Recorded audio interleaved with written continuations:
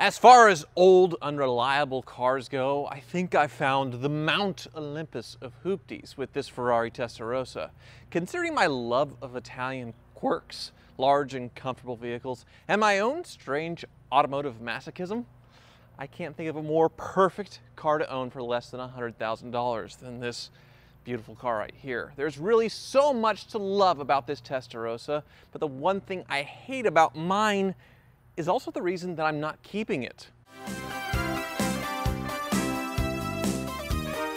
And if you're wanting to skip right along and read why I'm not keeping it, and no, it's not bankruptcy yet, link below is my article on autotrader.com/oversteer. But for right now, on the U of tubes, let's start with everything I love, starting with the styling. Even though it's 30 years old, the wow factor with the styling of this car certainly hasn't died down. Everybody's looking at this car when I'm driving it. Not looking at me, but really looking at the car. Now, recently I was looking at the new Ferrari F12, and the entire car looked way too much like a Corvette. Now, one could argue that Corvette designers should be blamed for copying the Ferrari, but I don't recall any manufacturer attempting to copy this Testarossa with its crazy, iconic, and massive side strakes. And unlike many styling elements in today's cars, these highly stylized side strakes are actually totally functional because on both sides there's side-mounted radiators. Despite how rad and highly crazy looking this car is,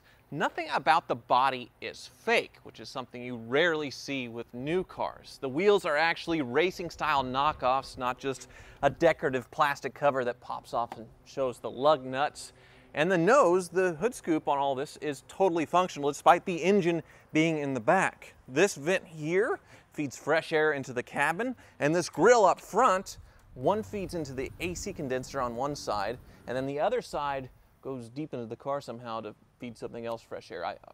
I don't know what it is. Even for symmetry, they didn't put in an extra scoop down here for the AC condenser because there's no reason for it over here. Everything here is fully functional. Even in the back, all of these vents vent the actual engine. Of course, owning any Ferrari comes with the worry of insane maintenance costs, but one thing I've never understood is why everyone freaks out about the engine out service. These cars were designed to have their entire drivetrain and rear subframe, everything unbolted and removed in an afternoon. And the only reason it's ridiculously expensive is because of the high labor costs of a dedicated Ferrari shop.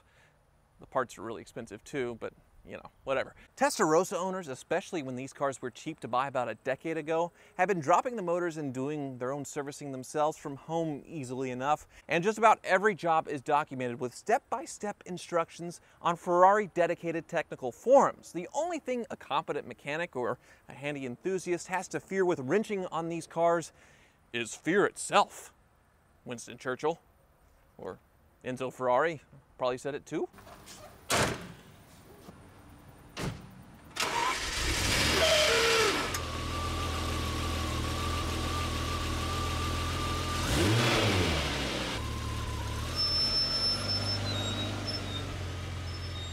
Now, I'm not scared of this car from a maintenance standpoint other than the really expensive parts prices. And another thing I'm not scared of is to actually drive this car. It's really the perfect mix of being a classic car with that old analog feeling, but then it's new enough to feel modern and have comforts and be quiet and have modern conveniences like air conditioning. It's really, really nice. The air conditioning is definitely weird.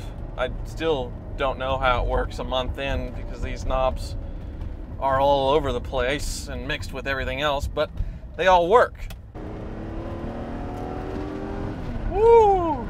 There's also plenty of power coming from this flat V12, not a flat 12. Doug DeMuro corrected me on this, and he'll text me that I happily said it correctly if he actually watches these videos like he's supposed to, as editor of autotrader.com/oversteer.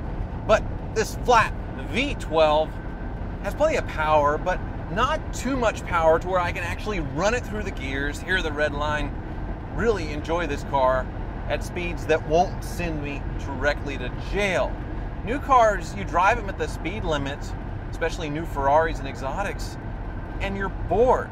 You really don't get to experience that car anywhere near its limits, and you're just kind of trotting around, barely getting to hear it, or you're breaking the law. Now, this thing certainly does have really heavy steering in parking lots, and ergonomically, it's super weird, like I talked about with these instruments and the gearbox being strange, and really you don't have to worry about locking the car or any kind of theft deterrent because nobody can find the door handles on the outside. They're hidden. There are plenty of quirks, plenty mechanically and ergonomically with this thing, but one thing's for sure, you will never ever be bored in this car just driving it around. Now, it is weird, but it's not totally uncomfortable. I was actually really surprised when I drove this thing and couldn't believe how great the visibility is with the Testarossa, especially compared to most Lamborghinis where you can't even see out the back, or you have to open the door and turn around and look backwards. With this car, there's really no blind spots. I have a full view all the way around. It's like a cockpit. Another thing that's kind of surprised me is how relaxing and easy to drive this car is, especially compared to most older and newer exotics. It's super comfortable. These seats are nice and wide. They're not biting into you too hard, but you still have a good side bolster to hold you in. The suspension is pretty soft, but it's still nice and maneuverable. You have this analog feeling with the unassisted steering, and it's just great. If this thing weren't so old and nobody wanted to work on it and it would take a week or two to get parts if something broke, I would have no issues driving this thing cross-country based on the car itself. It's just so smooth and comfortable and quiet, and being a land yacht guy, I found the supercar land yacht. This thing is huge and it has the characteristics of a big car while still being a supercar. It's weird. God, I love everything about this car. I love the orange needles. I love all the leather everywhere, even the headliners leather. I love that I have little straps for luggage back here. If I had the Ferrari luggage, that'd be worth a lot of money. I love that the stereo's hidden. I love the little digital clock. I love this car. I love it. I love the funky mirrors. I love this weird little dome light that's only one dome light, but it has two buttons to control the same dome light. I love the horn. Oh, I love that horn. Oh, I love this car. I love the smell. Oh, the smell. I love the pop-up headlights too. The 80s. Oh, I love this car. I love it. I love it. Oh. So other than kicking myself for not being able to afford these back when they were cheap, about 10 years ago, and the ridiculous parts prices, they are really expensive, I really don't have much to complain about. So why am I not keeping it? Well, sadly the title showed up for my Testarossa last week with a serious clerical error. It was serious enough to completely void the title to where I cannot register it in Kansas. I took it in there, they looked at it, they laughed at me, said, get a new title. Now, getting a replacement title for this car is certainly possible, but it will take a lot of time and effort. So the selling dealer has graciously refunded the entire purchase. So for one brief, glorious month, I had the perfect hoopty. The stand-up seller, he really is a stand-up seller, did give me the option to wait and see if the title could get sorted, and I lost a lot of sleep thinking about it over the weekend, but in the end, I chose to return the car, as worrying about this title problem constantly would have been very draining, especially since it will probably take months before I could legally tag the car. So I opted for the quicker, less painful death of really a dream come true. I really don't know how I'm going to top this car, and honestly, I don't think I'm even going to try. I can't see myself getting another Testarossa and starting all over again with videos, and there really isn't anything as interesting for the same or really less money.